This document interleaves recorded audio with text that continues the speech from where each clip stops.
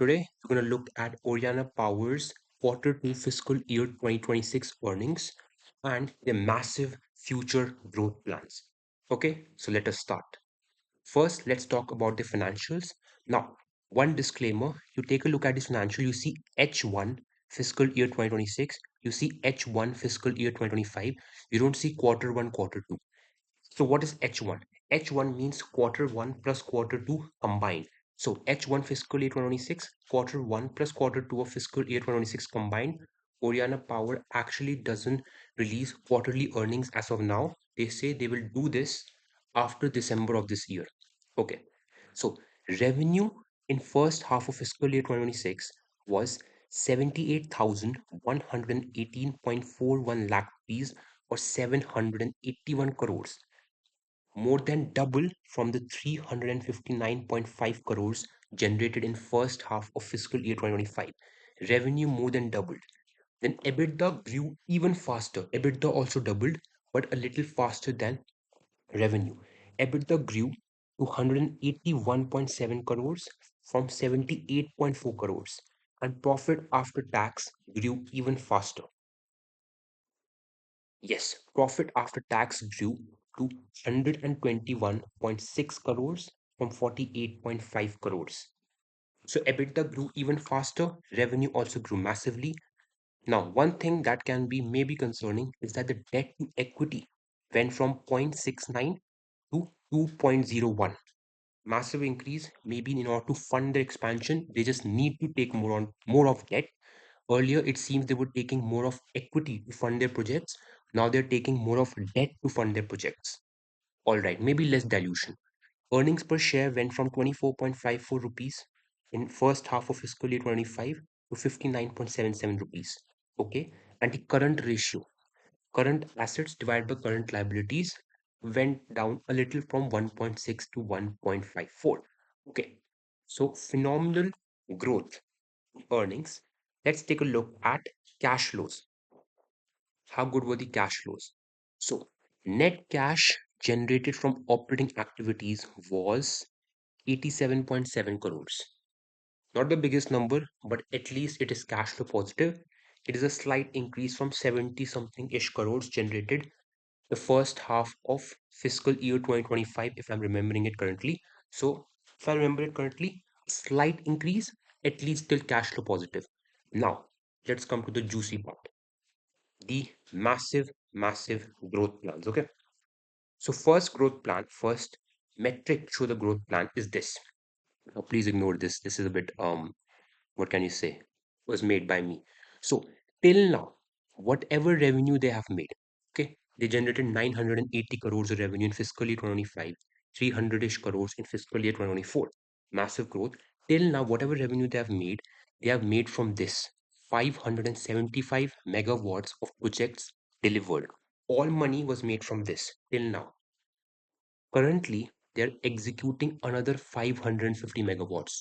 So then fiscal year 25 revenue, fiscal year 2024 revenue, fiscal year 2023 revenue, you go all the way back. All of that was made from 575 megawatt. You plus all of it.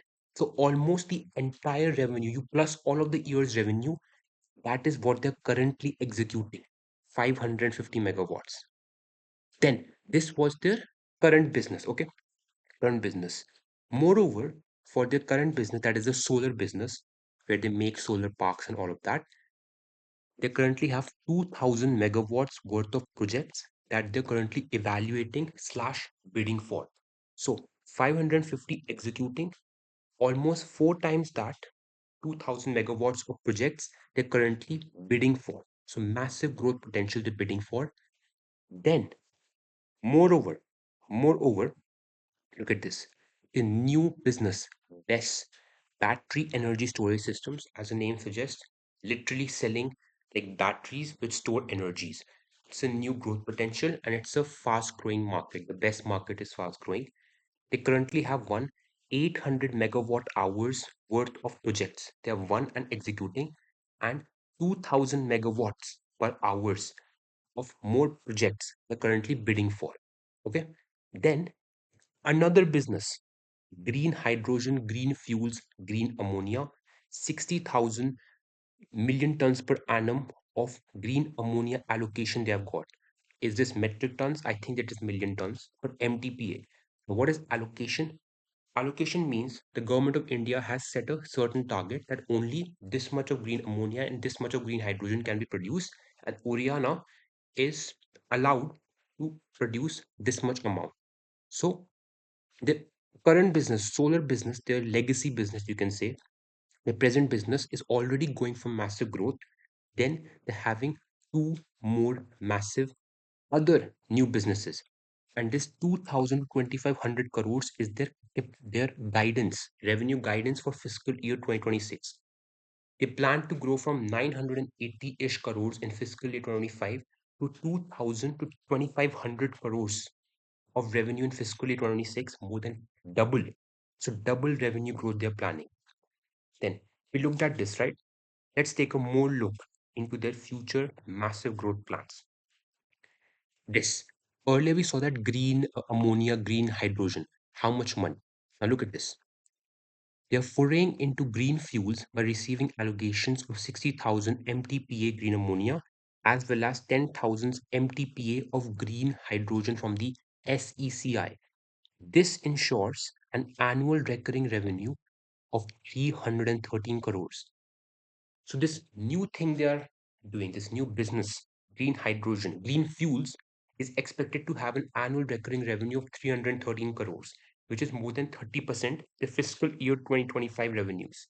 So new business itself, we have got concrete numbers, it will generate substantial revenues.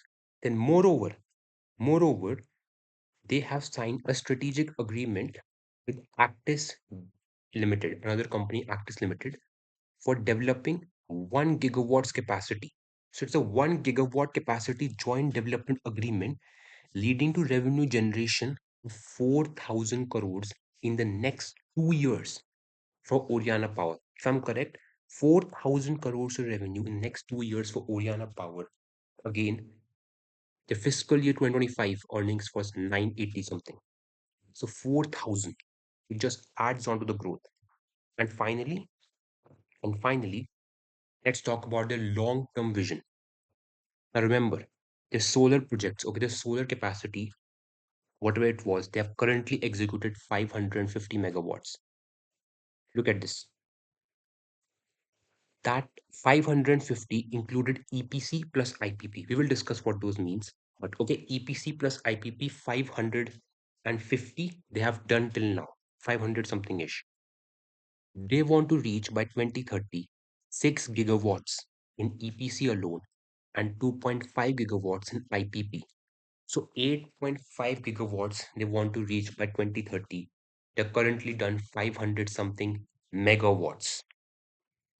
So whatever money they have made is 550, but 8.5 they want to add. But this is only EPC plus IPP. Then for their storage business, the best business, they want to reach 20 gigawatts per hour. 20 gigawatts per hour. You can go back and see what was the best right now, but 20 gigawatts per hour by 2030. And they want to go to 1 million tons per annum of e-fuels. Okay, the early MTPA must be metric tons then, but 1 million tons per annum of e-fuels they want to go. And they currently have like 60,000. I think that's metric tons. If they want to go to 1 million, they can't be starting from 60 million, of course. So 1 million metric tons of e-fuels from the current 60,000 plus 10,000 they have gotten. So massive growth. And finally, let's talk about management itself. What management has said. The Chief Business Officer, Mr. Anirudh Saraswat, his statements are, they're going to maintain profit margins and top line, that is revenue. I can't give any number, but yes, it could be in the range of somewhere around 2,000 to 25 crores, 2,500 crores fiscal year 2026. And, oh, sorry, and yes, 10,000 crores revenue next 2 years is a bit difficult to say, big difficult to say. Yes, fiscal year 2028, 2029 is the correct year to say, and yes, Definitely this year, major revenue from solar EPC, and next year, 70% from solar, 30% from BESS. So if I'm understanding this correctly, he's saying that by fiscal year 2028, 2029, which I think it's fiscal year 2029, he's saying 10,000 crores of revenue per year, I'm assuming, is kind of achievable. 2025 was 500 and sorry 987, 10,000 per annum by like in the next, let's say, 4 years, more than 10x. And as you can see, for fiscal year 2026, he's saying 70% of revenue will come from solar, 30% will come from BESS. Then he's saying that in fiscal year 2027, 70% from solar, 30% from BESS, and after fiscal year 2027, after solar may come down to 30 to 35%, BESS will be 30 to 35%, and then hydrogen should take over from there. So the current plans are to transition from a solar led to BESS equal. Solar, currently solar dominated, to then solar there, BESS there, but hydrogen to take over from there. While solar and BESS, they want to make it equal. So that is it. That was actually all of it. And CBG is compressed biogas. It's kind of on that e-fuels thing. And if you're wondering what solar EPC is, above me, EPC is engineering, procurement, construction. As the name suggests, for example, let's say a solar park, a solar farm, which has a lot of solar panels. So they will engineer it, they will engineer the solar farm, they will procure the material for it, they will construct it, and they will give it to a client. They will just sell it to a client. Then comes solar IPP, which is independent power producer, where again, let's say they will make that complete solar park, but they won't sell it to a client. They will just sell the power generated to the client. IPP is way more profitable than EPC, but it requires way more financing, way more funds.